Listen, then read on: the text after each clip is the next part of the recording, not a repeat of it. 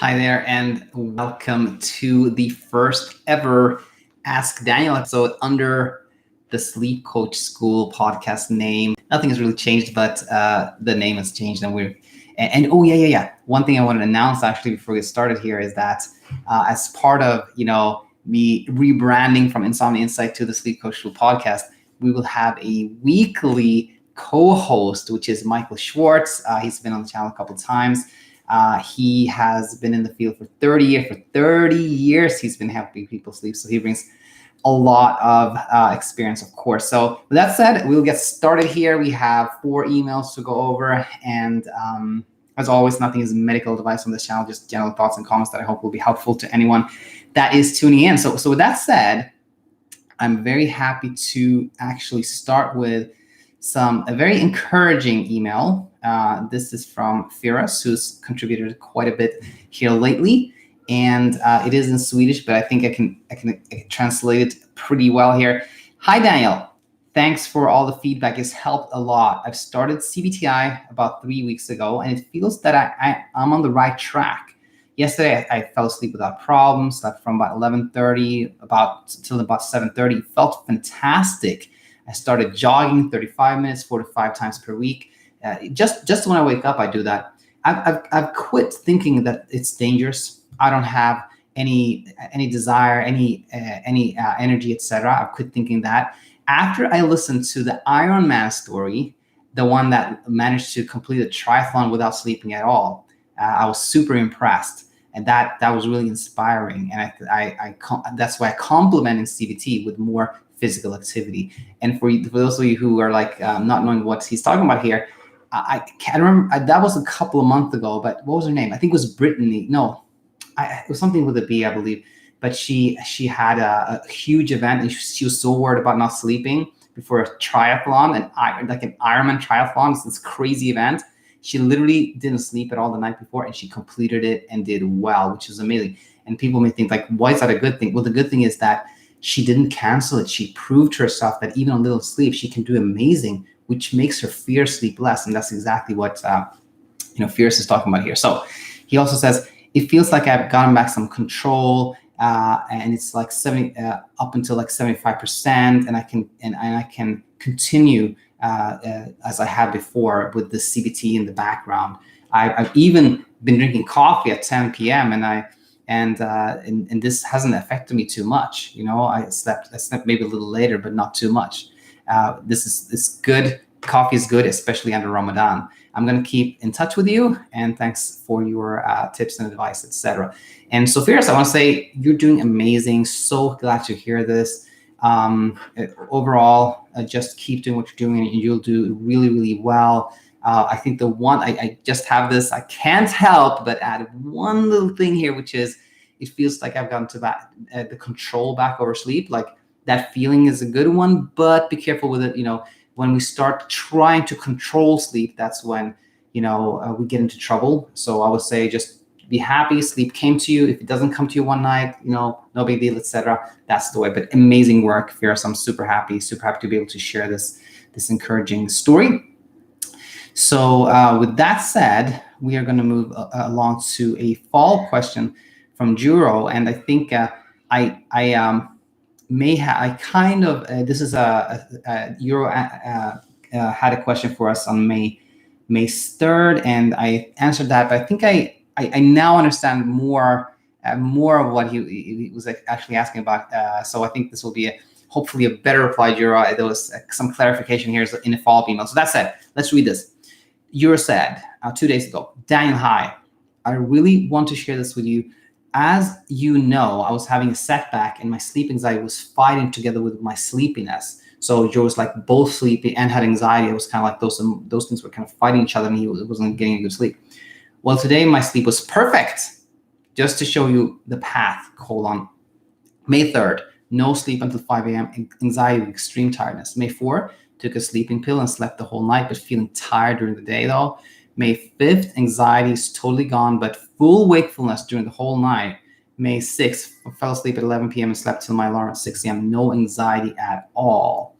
I guess you can imagine how difficult it is not to care about sleep when you had a sleepless night before that.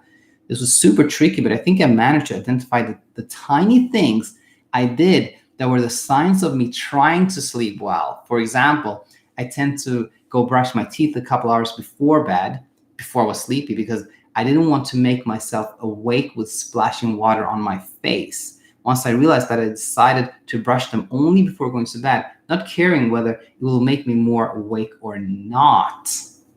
This is big. This is big. We're gonna really dissect this in a second. Or blue light thing. I tend to turn off the brighter light in my living room and switch to really warm, almost dark orange lighting. So I kept the good brighter lights on because for me it was better to read. I didn't care how it would influence my sleep drive, but I realized that for a long time I was sacrificing the quality of reading for better sleep. LOL. And the third thing was me thinking, okay, I had totally sleepless nights. I was waking up at 6 a.m. This night should be the night I finally fall asleep. Well, it was eventually, but I had exactly the same thought the whole week with crappy sleep. So whenever this thought popped up, I kept immediately responding to that with, okay, whatever, kind of cutting off the internal discussion. My lesson here, I guess, the sleep efforts, like going to sleep early and taking supplements, are really big, and it's easy to spot them with the naked eye. But once you succeed with them, there are smaller and smaller bits that still mask and sometimes rational yet impact anxiety. And you need to become even better with spotting them. Cheers. You know, it's funny because I remember this email, like browsing it, like reading through it, skimming it, different from what I'm reading now. And now I'm like, these are major insights. This is amazing work, Juro. And, I find that, Zoltan is here. Hey, Zoltan. Hope you're doing good. And thanks for the support. I find myself more and more going to a place where when I talk to people, when I read emails, it's almost like what I do more than anything else is like identify sleep efforts, identify things that people do with the intent of making themselves sleep. Like a classic one that I bring up all the time here is like when people say, I just read like this really boring book. That's a sleep effort because you're trying to make yourself sleep. Or like I lay in bed and I listen to these soothing sounds. That's often a sleep effort. You're doing that to try to produce sleep. And anything you do to try to make yourself sleep is a sleep effort. And often these can be, just like Juro says here, they can be sneaky, tricky to spot. You don't realize it's a sleep effort. And this is amazing insight here. Juro writes how he was like brushing his teeth many hours before going to bed because like splashing his face with cold water, he believed that could keep him awake. Very sneaky sleep effort right there. Having certain lights on but not others, sleep effort right there. So this is super, super important. And the final thing here again, like the expectation that I almost didn't sleep at all last night, then I'm probably going to sleep. This is going to be the night I really sleep. That's not really sleep effort, but it's the expectation there. I can't say anything, but amazing insights, Juro. This will really help you. And I just want to add one more thing, which is this may not pertain to you, Juro, but other people. When you have trouble sleeping, and at baseline, sleep can be very, very, unpredictable, as part of the trouble sleeping, part of the insomnia. But also, when you start using CBTI or you start working with your sleep, with a sleep coach or anything you do really, there's often this really bumpy initial phase. Like oftentimes there's kind of nosedive before things get better. And that often involves kind of weird patterns. Like I sleep good for 2 nights and then I don't sleep at all for 3 nights, or I sleep good for 2 nights and then I don't hardly sleep for the 3rd night, or like I have 1 good night, 2 bad nights, and then 3 good, or whatever it is. Like there are often these patterns and they don't mean anything. That they just mean that, gas and brake, right? Gas is like sleep drive, making us sleep, and brake is like our hyperarousal, blocking sleep. That's the only 2 things that affect how we sleep really. And so some nights you may have a lot of sleep drive, and actually not that much hyperarousal, then you sleep more. The other night is like more hyperarousal, and that those patterns are not important at all. And as long as you keep yourself from trying to overanalyze why you slept good this night and not good this night and good this, etc., you'll do fine. I just say anybody out there who's identifying these patterns, should just try to avoid going into analyzing the patterns is the key to that one. Very cool, Juro. This is super helpful. Really great. Just Watch has a question here. Is headache a common symptom due to lack of sleep?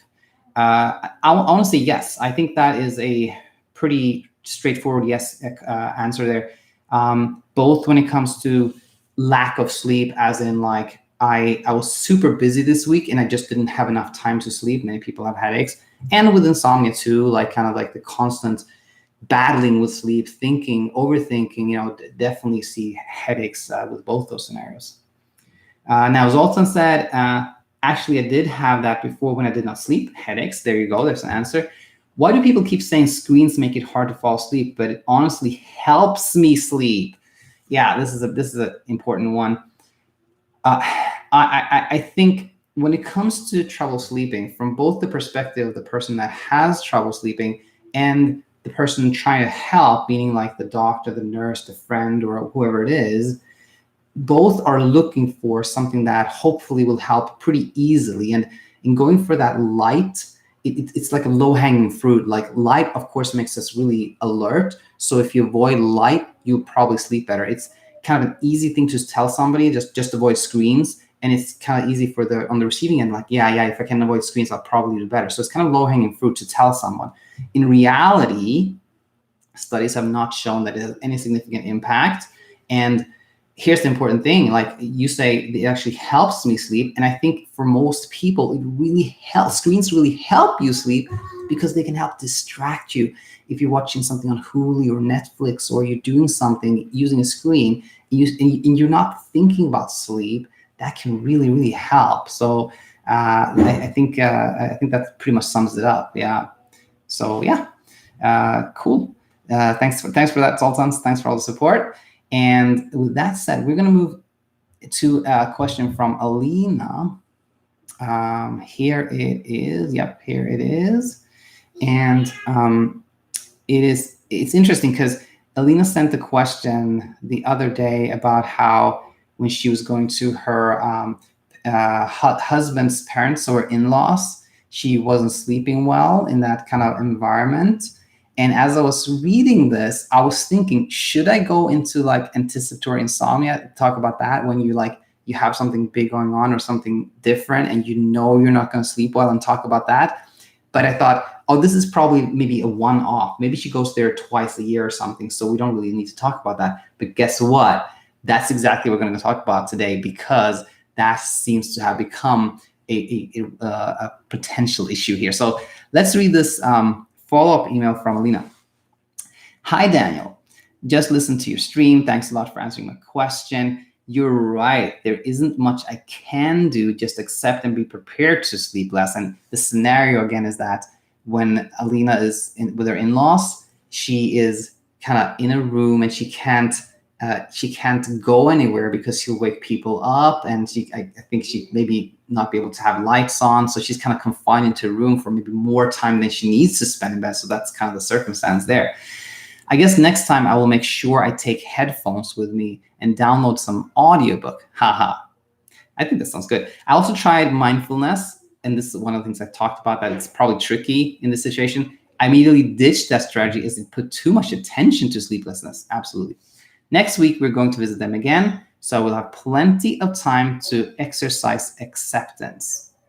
And it's funny, now that I read this email again, I'm like, yeah, Alina, this is perfect. I was thinking I had to go like into this anticipatory insomnia thing, and I don't think I actually need to. But since we're on the topic, I think it's still meaningful to bring that up. Meaning, if you have this recurring thing, like you're traveling every 3 weeks, or you typically have a big presentation every week, or you're visiting your in-laws, once a week, or something recurring, and you know that you're probably not going to sleep that much, then it can seem kind of tempting to say, okay, in a week from today, I'm going to have this night where I'm probably not going to sleep that night. So I'm going to prepare for that.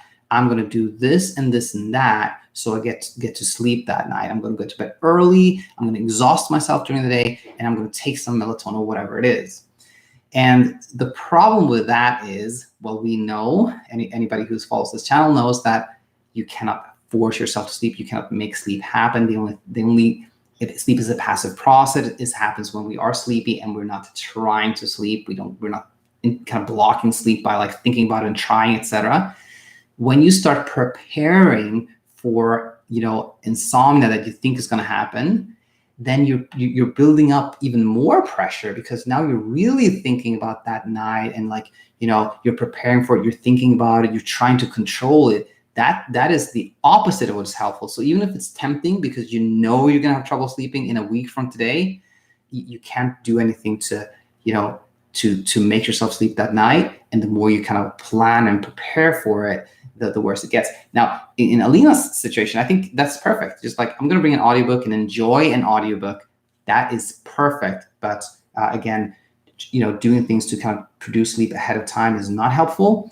And then another thing for those of you out there who have this kind of anticipatory insomnia is that a lot of people go into like, if I don't sleep that night, then the day off, like that presentation I have or the trip or whatever it is going to be a total mess, So it's really important that I sleep that night. The key to that one is, try to find evidence that you can do well, you can perform well, you can have a good time, even if you don't sleep that much. That lowers that pressure to sleep. And the final one for anticipatory insomnia that I think is really important is not to cancel stuff, If Alina, now this is like, I'm just bringing Alina up here because we're talking about her email, but if Alina said, I'm not going to go to my in-laws because I know I can't sleep there, then what's happened is she has forfeited, she has canceled an opportunity to show herself that she can actually sleep there. She can actually sleep okay there. And, even if you had this, you have a recurring meeting and you tend to not sleep well before it, well, guess what? If you cancel that meeting, then you have just proven to yourself that you really, it's what I'm trying to say here is like, you've given up an opportunity to show yourself that you can actually sleep okay and do okay. And then it just like insomnia just takes a bigger space because it feels like it has power over you because it made you cancel it. I hope that I was rambling a little bit there. I hope that made sense. All right. So that said, we will, we have some more live comments. I love that. Thanks so much, everybody. Jiggy Fun, Zoltan, just what Jiggy Fun says, love this channel. Thank you. I appreciate your thoughts and not feeding the dragon that is insomnia. Totally. I use CBD now, high dosage, and I'm getting good sleep regularly. I'm super happy that you're getting good sleep regularly. That is fantastic.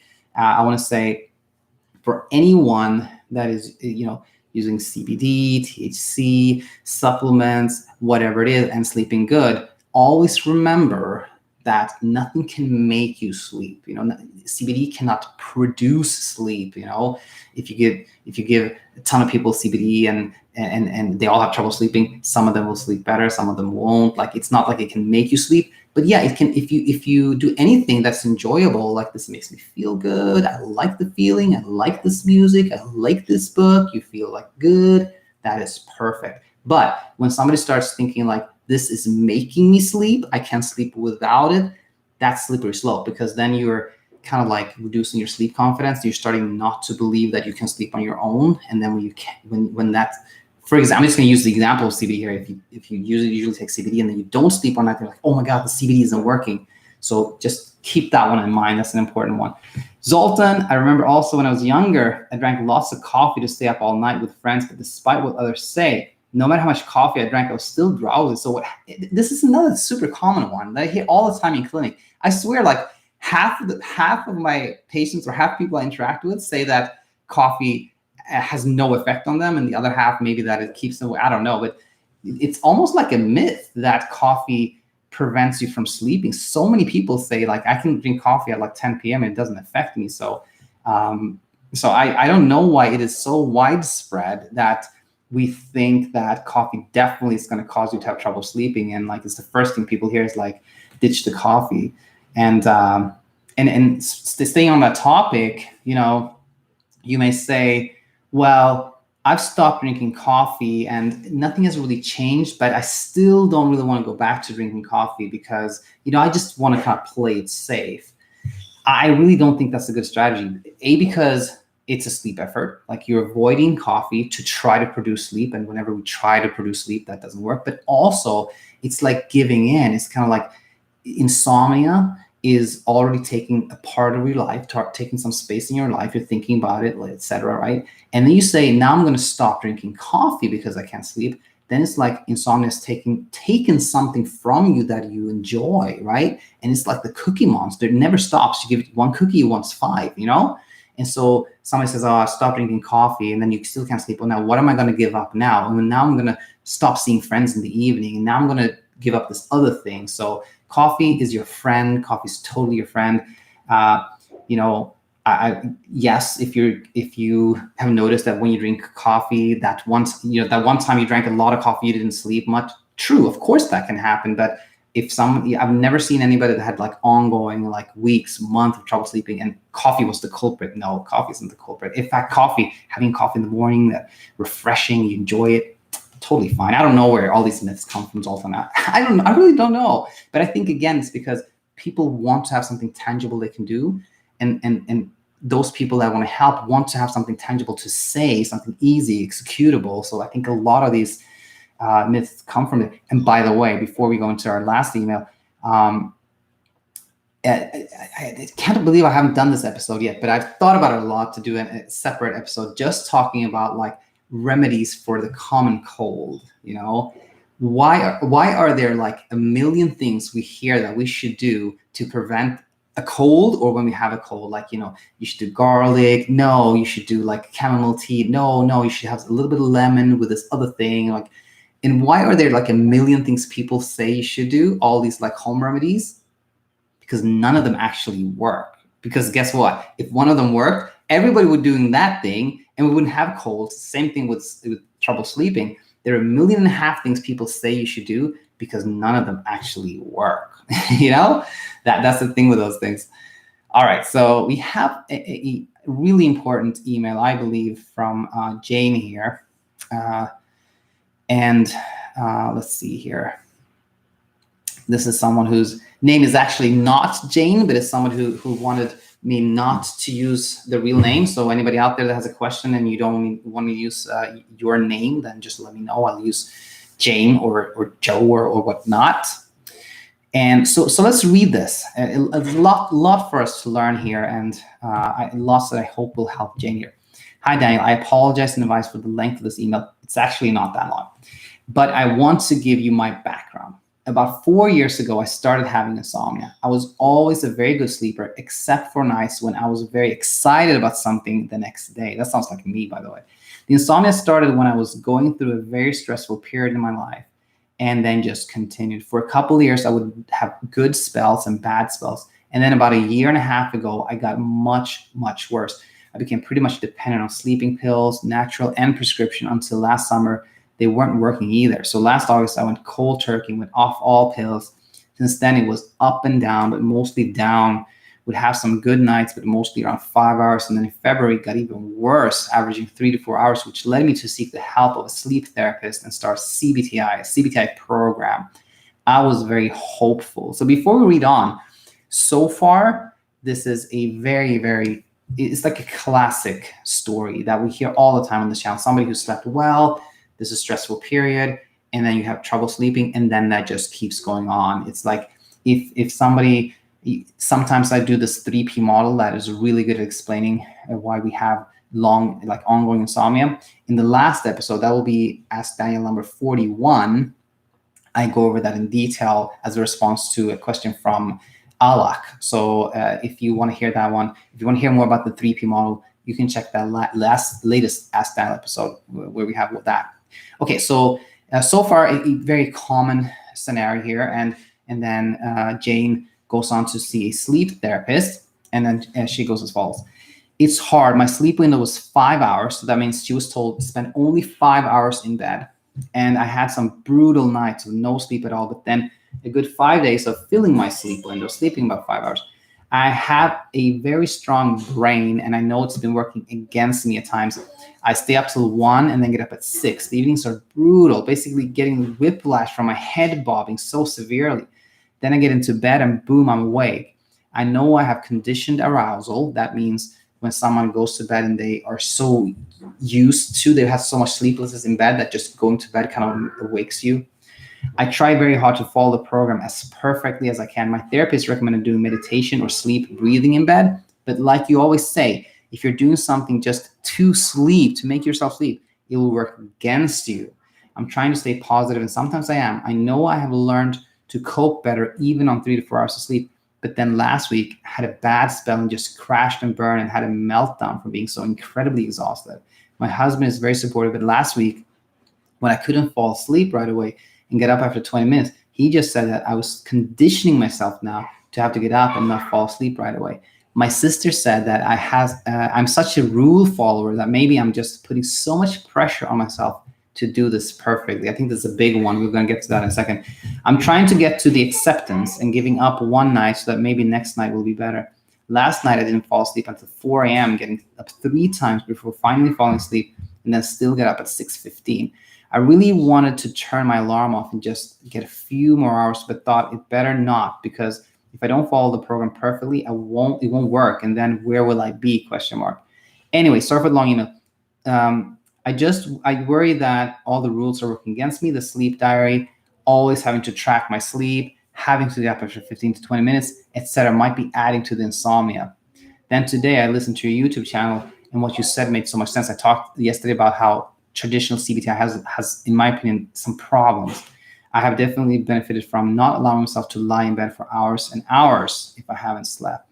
I'm working on acceptance, and even today, with only 2 hours, I'm coping very well. I would really appreciate your insights and thoughts. I've enjoyed listening to you very much, and I found your knowledge very helpful. Thanks so much. Thank you so much for this question. There is a lot for us to learn.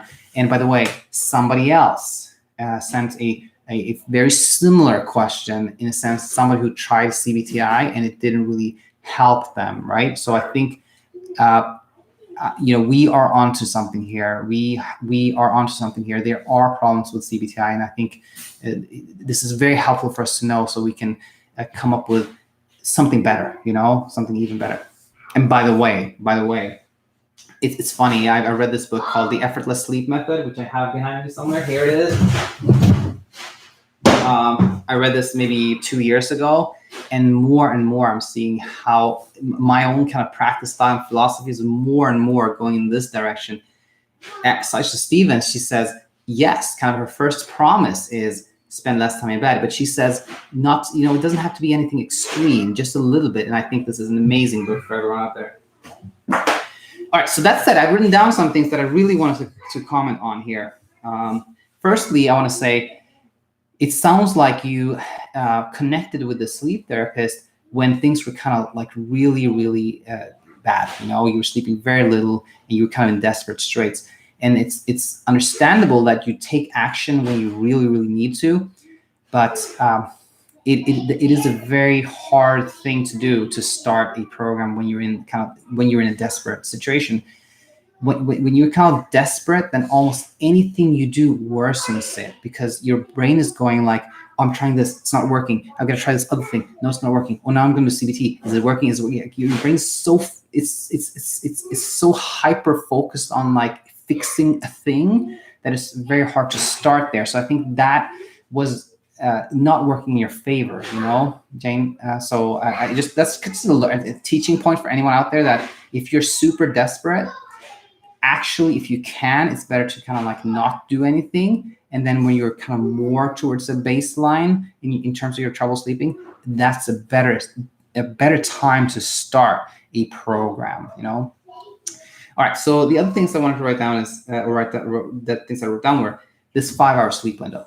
In traditional CBTI, like the philosophy is very much, and mine was too, when I started this channel, it was very much like, you got to kind of force sleep to happen by spending very little time in bed. And when that sleep happens, you start worrying less and you see that you can sleep, and then it overrides the anxiety you have. That was my philosophy, but I realize now that often it does work, but often it doesn't. And that's when, like in your case, you're told to spend so little time in bed, and that builds that pressure. Okay, I have to sleep these 5 hours, and that pressure to sleep actually produces a lot of insomnia, and also what was I going to say? Yeah, that pressure to sleep little produces so much insomnia, and so yeah, it becomes like unsustainable, And so I think that is a problem with the traditional sleep diet when you have this like really tight sleep window. Definitely, I think that is not working in your favor. And you said, you have a very strong brain. I believe that. I totally believe it, because there's so much clarity. You understand everything here. And guess what? I just want to say this. That can work for you. That can work for you. Yes, it was kind of, you have maybe tendency to be a perfectionist. You want to get everything right. Maybe you overthink. Maybe you have those traits that are so common among people with trouble sleeping. But guess what? Your brain can work for you. When you really, like Juro in the early in this episode, when you kind of like, you identify sleep efforts, like, okay, that's a sleep effort. Not everyone can do that. Only if you're clever, you can identify sleep efforts that can work for you. You can also direct your brain in a different direction. Maybe not now, but when you're getting a little bit better, you can direct your brain towards like really obsessing on something that's nothing to do with sleep. So I just want to say, like, having a strong brain, being smart and intelligent can definitely work for you, And then head bobbing. Oh, this is a big one too. In the evening, you're kind of like so sleepy that you're just like fighting sleep. You're having this head bobbing.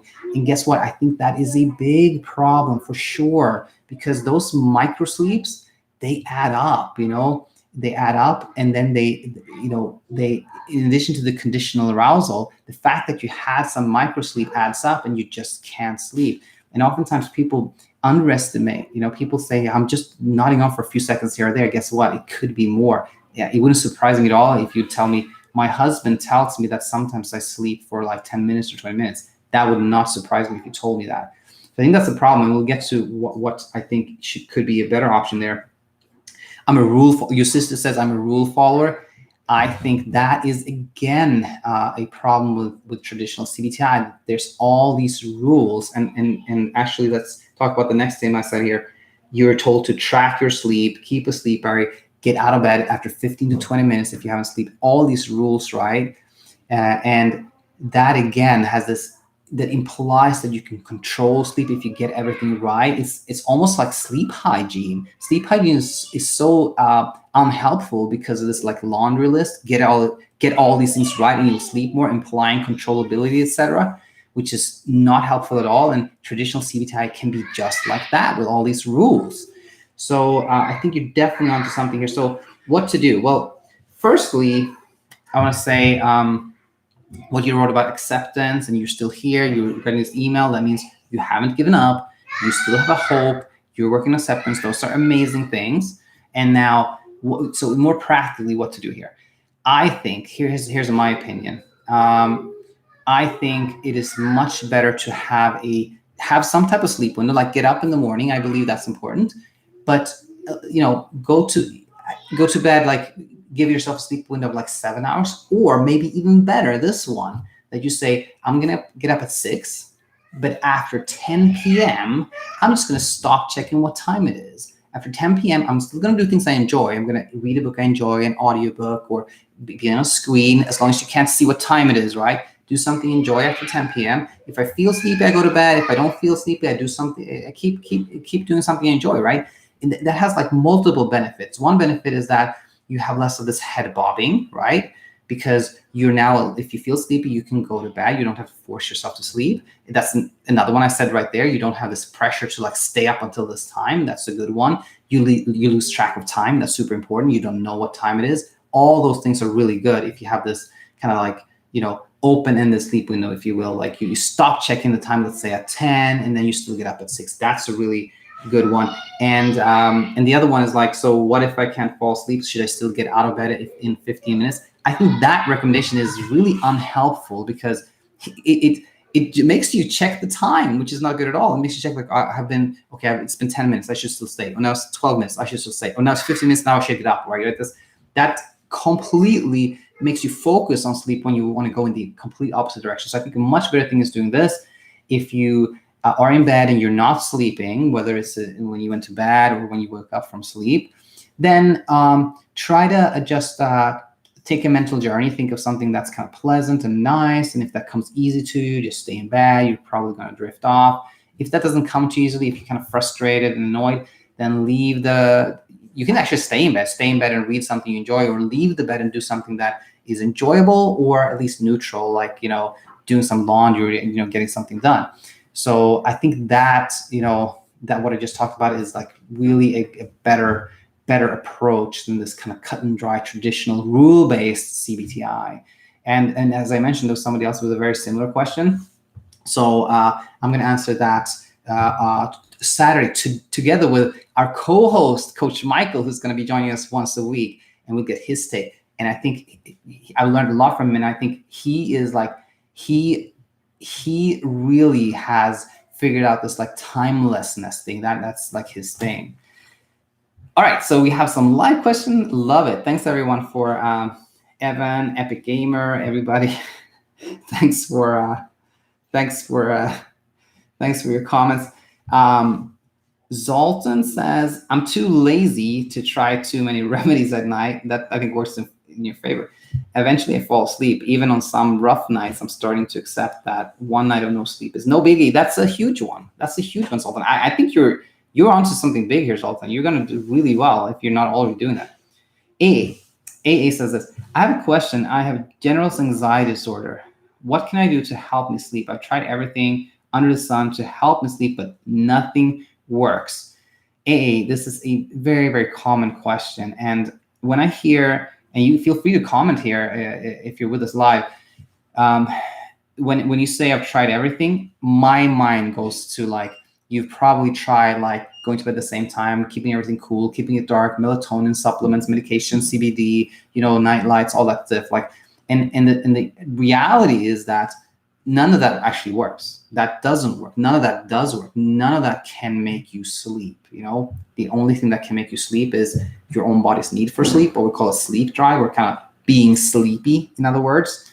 And then not having that thing that blocks sleep, which is hyperarousal, like anxiety, worry, stress, etc. So sometimes, I say nothing actually does work. If somebody can do absolutely nothing, that does work. But all the things we're told to do not work. Now, so what should I do? It is, I want to say this, like I'm guessing that you're new to the channel. So I want to say just browse this channel. There's a playlist I call Core Curriculum. There's success stories. I think maybe that's the best one to start. Browse that success stories thing. But just to give you something here, sleep is tricky because like the more you try, the less you get. So everything when it comes to sleep is about like getting kind of more comfortable with the idea of losing sleep, spending less time in bed, like not focusing so much on sleep. That's when sleep happens. And if you have a lot, anxiety at baseline, that of course can produce a lot of insomnia. But guess what? What I talk about here on this channel, the kind of insights techniques, they help with sleep. They also tend to help with anxiety. Actually somebody on Twitter said that she continues to listen to this channel even if she's sleeping better, because she thinks a lot of things here apply to anxiety. I hope that helped. Logan is here.